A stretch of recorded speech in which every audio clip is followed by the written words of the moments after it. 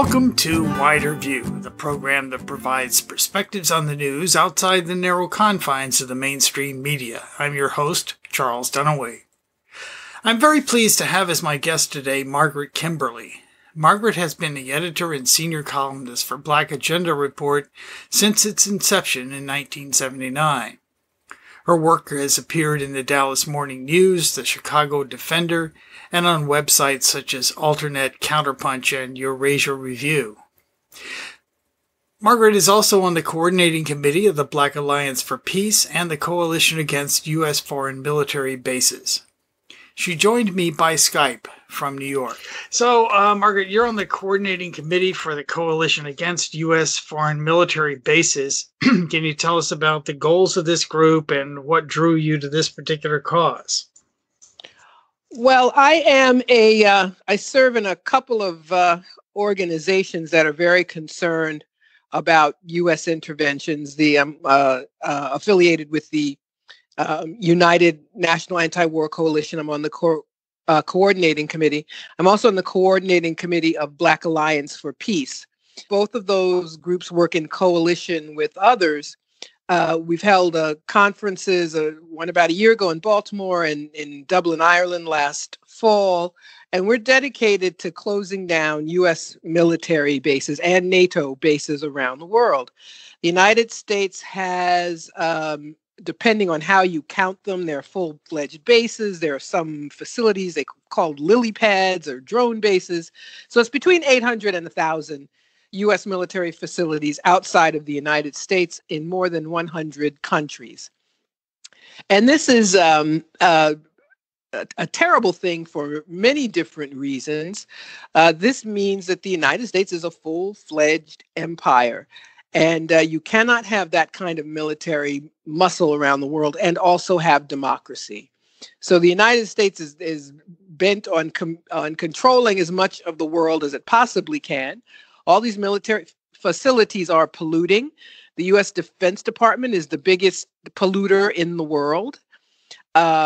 We have a situation where, the U.S. is in most of these countries because they have relationships with certain groups or governments, and those groups are opposed by other people. So people cannot exercise their democratic rights, their rights to sovereignty in their own countries.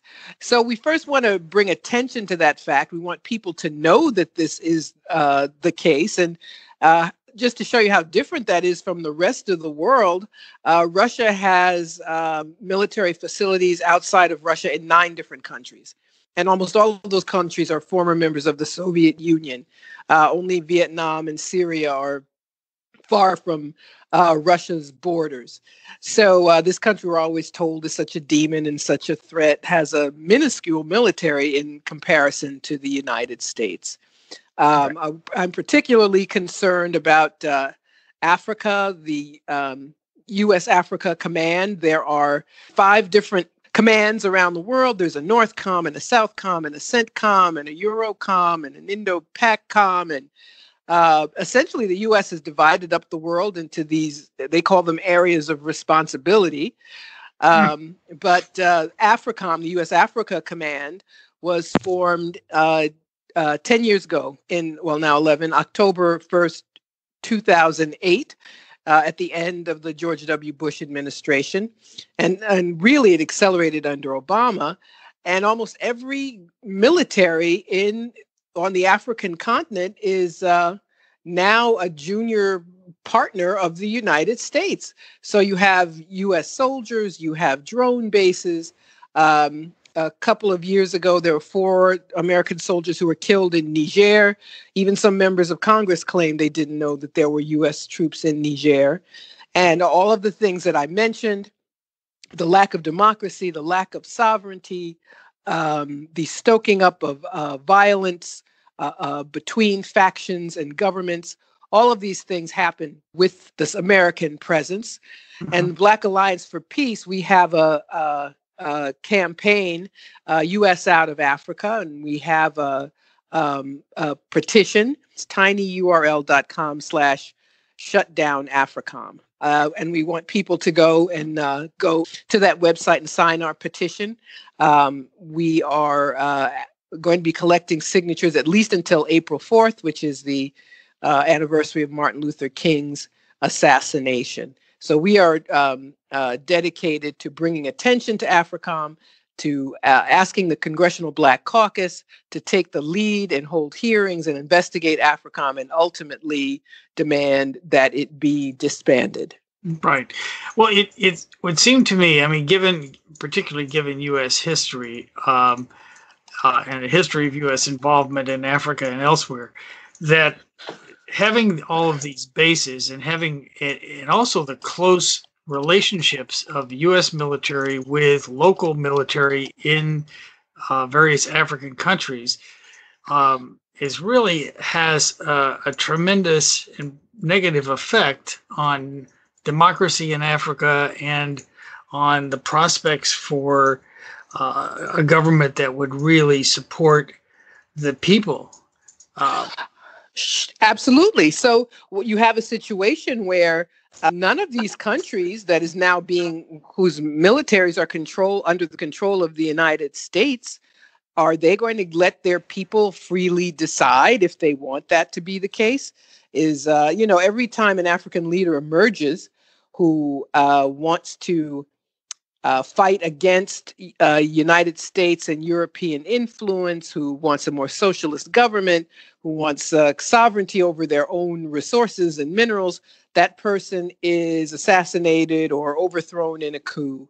And that was before AFRICOM. But now that you have this very direct influence, that isn't going to happen. By the way, I gave the address. It's tinyurl.com/shutdown AFRICOM. That is where people should go.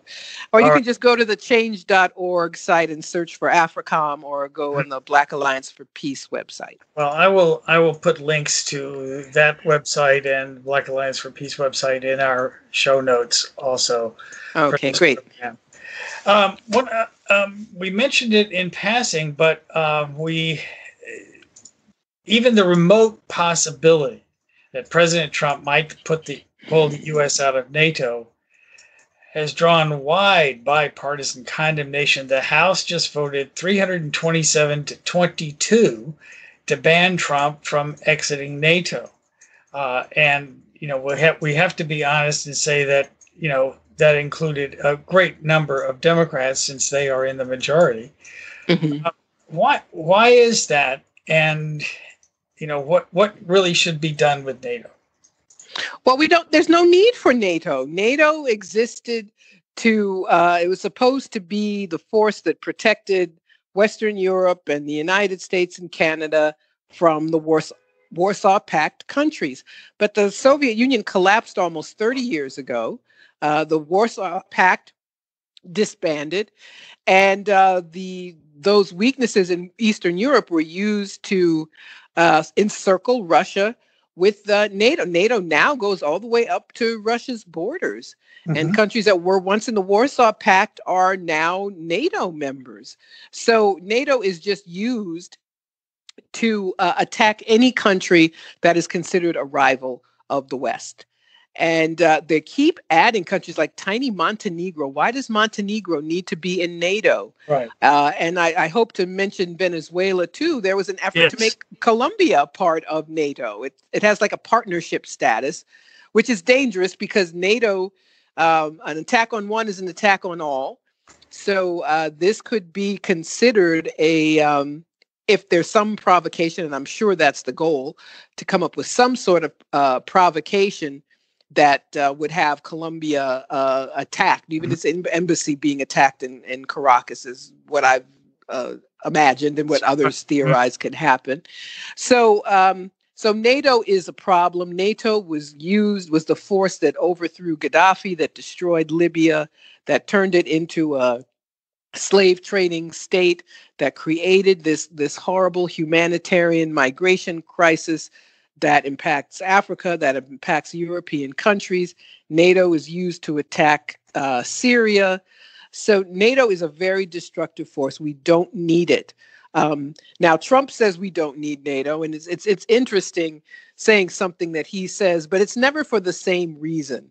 I don't have his politics. His politics are still very retrograde. It's the United States should control the world, and Europeans need to pay up more. He's like the average, middle American who, just says, if it weren't for us, you'd be speaking German. And, so he wants the Europeans to spend more on their military, and they've obliged.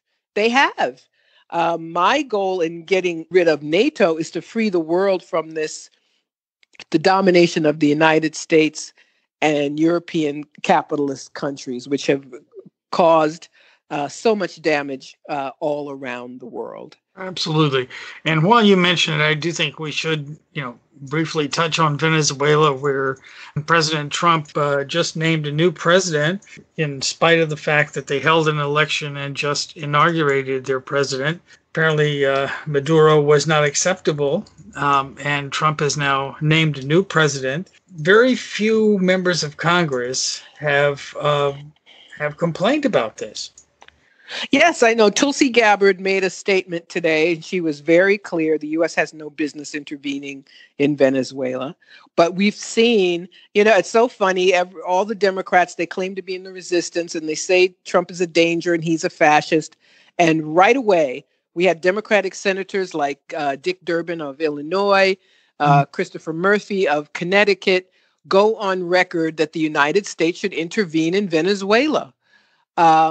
And declaring that this opposition leader who never ran for office, Chavez ran for office and won, Maduro ran for office and won, but the United States, in violation of all international law, of every norm of international behavior, declares this guy the president and is joined by other countries like Canada. Right. And, Justin Trudeau is supposed to be a liberal and he's supposed to be so much nicer. But if Uncle Sam jumps, he says, how high, and joins in these imperialist attacks. Mm-hmm. So the idea that the United States can do this, and then Maduro says, well, we no longer have diplomatic relations, and all your diplomats have to get out of Caracas. And they just refuse and say, no, we're not going. Mm-hmm. And make those people, put them at risk in order to have some sort of provocation that will justify U.S. military action there, or on the part of other countries in Venezuela. And I just also want to say, Venezuela has been demonized so thoroughly. And the goal of doing that is always to make an attack on a country acceptable to the population. Mm-hmm. And they constantly say people are going hungry in Venezuela. They are, but it's because of U.S. sanctions. The United States has strangled Venezuela's economy. And when the United States imposes sanctions, it's not just that no American can do business with Venezuela. No one who wants to do business with the U.S. can do business with Venezuela. So even if countries were tempted, even if they wanted to violate this imposition, they can't do it because then they're punished.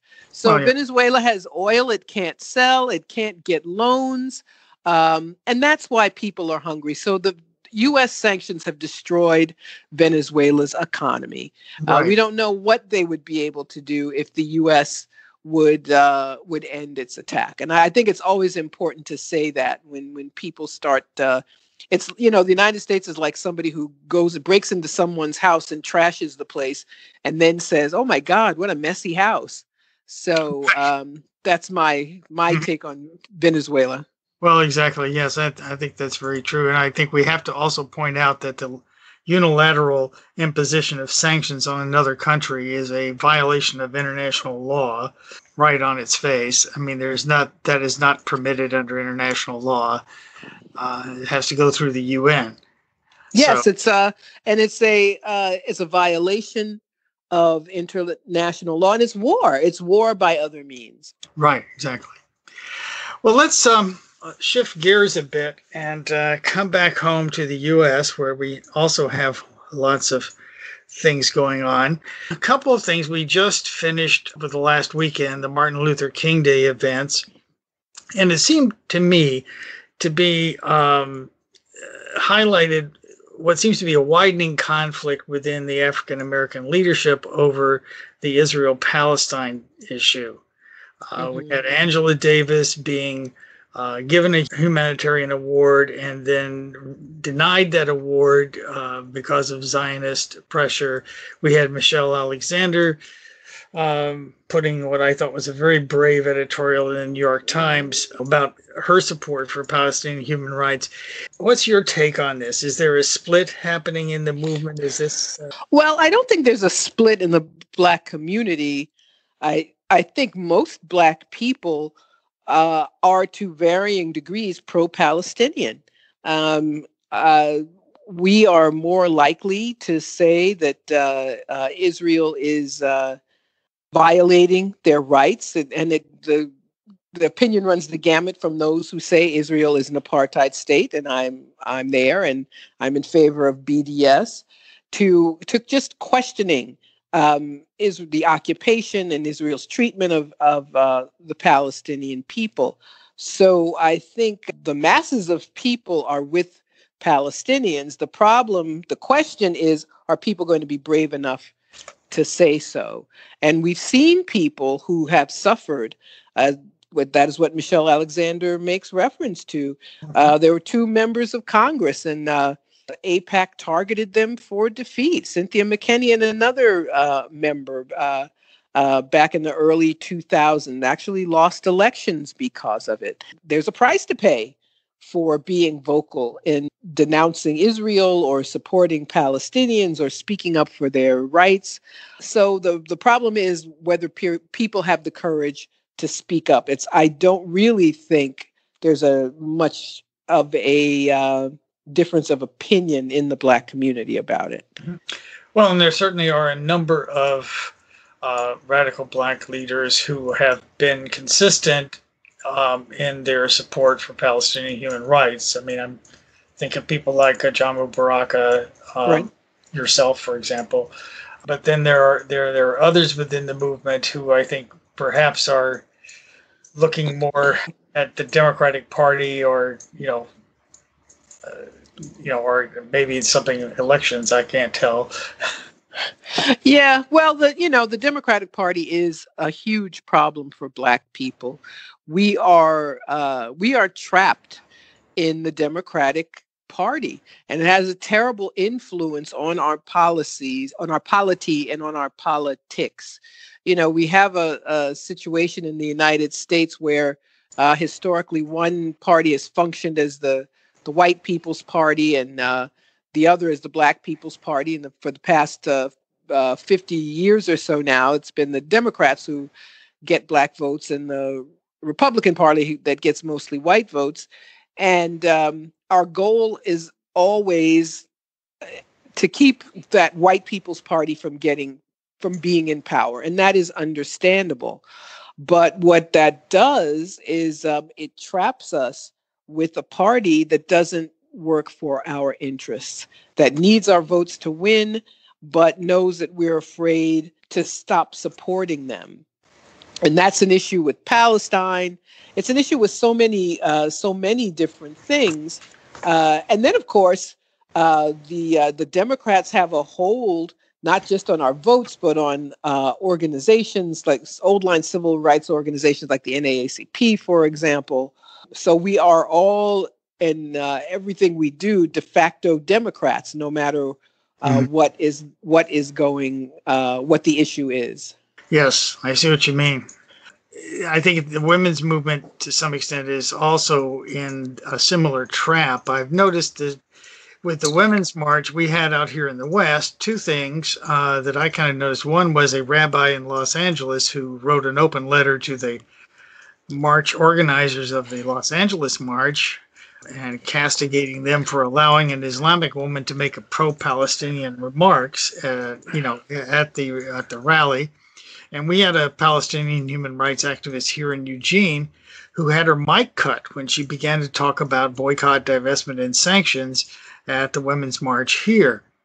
And we also have some new women in Congress who are ardent supporters of Palestinian rights. And, one who is Palestinian. Mm-hmm. Turning a corner here, or do you think we're in that same trap with the women's movement? The Democrats are the de facto party for other issues, for liberal white women, for abortion rights, for a variety of other issues, but they don't really do anything. Everybody's trapped in that same situation. What we need to do is leave the Democratic Party, and there needs to be a discussion about how that's going to happen. And unfortunately, Trump's election has really hurt that cause, because anyone who questions is now told, well, look what happened if you didn't support Hillary. Now we're stuck with Trump. And the past 2 years should have been a time, since Trump was inaugurated, it should have been a time for debate and discussion among Democrats about, mostly among progressive people, I should say that, about what to do next. But instead, Russiagate is used to silence everybody. So there's nothing to talk about except Russia. And if I had more time, I'd tell you why I am extremely skeptical of the Russiagate narrative. I don't see any evidence of collusion or Russian influence on the campaign. No. But it's been whipped up constantly for so long now that it's been difficult for people to discuss anything else. And anyone who questions, anyone who's even a little bit skeptical, is kept out of public discourse. There are people who used to be on the Sunday morning talk shows, or who used to have op-eds on the New York Times and the Washington Post. But if they express any Russiagate skepticism, they are disappeared. And as far as most people know, no one questions Russiagate except Donald Trump just saying no collusion. And that's all they've ever heard. Counter argument, but that is all by design. And and I think it's a recipe, frankly, for Democratic loss in 2020. I think it increases the chances of from Cold War to hot war. It has delegitimized American institutions, the media, which wasn't doing a very good job anyway, is now just a scribe for elite interests. So those are all the reasons that the problems that people who are progressive to the left, however they describe themselves, why we have become so ineffective, and it's our tie to the Democrats. Right, I agree with you wholeheartedly, absolutely. I want to kind of wind up. I don't think we can this week not talk about the imprisonment and thankfully release of Marzieh Hashemi, the anchor for Press TV, the Iranian state network's English language service. And she was released to her family, I believe today or yesterday. Yesterday, yes. Yeah. But the ordeal, I was really appalled listening to the interview that she did on Press TV today, what she had to endure and what she has been enduring every time she comes to the United States. I think it's truly appalling. You have any reflections on this yourself? I wrote about it this week in my column in Black Agenda Report. The United States, ever since September 11th, that was a pretext for getting rid of our constitutional rights. And they created something called being a material. If you're called as a material witness, she was never even charged with the crime, by the way. Right. You can give material assistance to terrorists, or you can be a material witness. So they can hold you indefinitely. I think she was held for almost 2 weeks without ever being charged. So the United States, it's the same thing that allows the United States to say, we're going to pick a new president for Venezuela, just to say we can take this individual, make an example of her, use her to attack Iran. We have people in the Trump administration, Bolton and Pompeo, who openly talk about regime change. It's one of the things I fear most about the Trump administration is their closeness to Israel and Saudi Arabia, both countries who are sworn enemies of Iran. So Iran is a country that suffers with sanctions, which were removed in the nuclear deal, but Trump withdrew from that treaty. So now they're suffering again. And their goal is to destroy these countries any way they can. So they will take this individual, an American citizen, I might add. But yes. I think it's important for everybody to remember it could be anyone. The government can scoop up any one of us at any time, claim we're a material witness to a case. I don't even know what the hell they claim to have been investigating. Have they said anything yet? Well, she was unable to talk about it because it's a grand jury, so it was sealed. I'm hoping that she will soon be able to return home to Tehran and then hopefully be able to tell us what happened, or what kind of testimony she was asked to give, because obviously she can't do that while she's here. Yes. Yeah, it's but this is something they've gotten rid of habeas corpus. They've gotten rid of the Fourth Amendment, and this is something that they have done to many other people, especially Muslims, since September 11th, 2001. But the thing that makes me saddest about Marzieh Hashemi is in decades past there would have been an unambiguous, very vocal support from the Black community. But Black people have moved to the right with everybody else in the society, and that's by design. Obama's presidency moved us to the right as well. So, someone like her cannot count on unfortunately, it's very sad, Black people being unified and very vocal in supporting her and in denouncing what the government did. Right, and frankly, it might have been quite difficult for anyone to have discovered what actually happened to her or who she was, given the lack of coverage in the mainstream media. Yeah, that's a subject we could spend another hour or two. But Margaret, I really do appreciate your taking the time to talk with me today. I appreciate it. Thank you. Thank you for inviting me. It was fun. Okay. The links Margaret Kimberly referred to on this show can be found on our website at widerviewradio.podbean.com and on our Facebook page at Widerview Radio. In our remaining few minutes, I want to share my thoughts about the U.S. intervention in Venezuela. What we're seeing is not unprecedented. First, the State Department-funded National Endowment for Democracy and its partner organizations began providing millions of dollars to opposition political groups, training their leaders, and assuring them of U.S. support. Usually, the government that's actually trying to serve the vast majority of the population rather than the small ruling elite is too popular to be beaten in an election. And in those cases, as in Venezuela, the U.S.-funded groups staged large demonstrations calling for the overthrow of the government or the resignation of the president. If those demonstrations fail to achieve a result, the opposition gets violent and then blames the government for the violence. That happened in Ukraine, in Syria, and in Thailand, as well as in Venezuela. If the U.S.-backed groups succeed in overthrowing the people's government, they install puppet governments that slavishly follow U.S. dictates and work to enrich local elites at the expense of the people and the environment. The Bolsonaro government in Brazil, the Macri government in Argentina, and the Moreno government in Ecuador are recent and nearby examples. But if the fake civil society groups in their demonstrations fail to achieve their goal, the military solution is always at the ready. Whether the forces are terrorist proxies, as in Syria, or outright U.S. NATO military invasions and takeovers, as in Iraq and Libya, the consequences of defying the empire must be made clear. This is not a feature of the Trump administration. It is a long-standing bipartisan foreign policy goal, and virtually no politician in the U.S. dares oppose it. So far, only 3 congresswomen have made statements clearly denouncing U.S. interference in Venezuela: Ro Khanna, Ilhan Omar, and Tulsi Gabbard.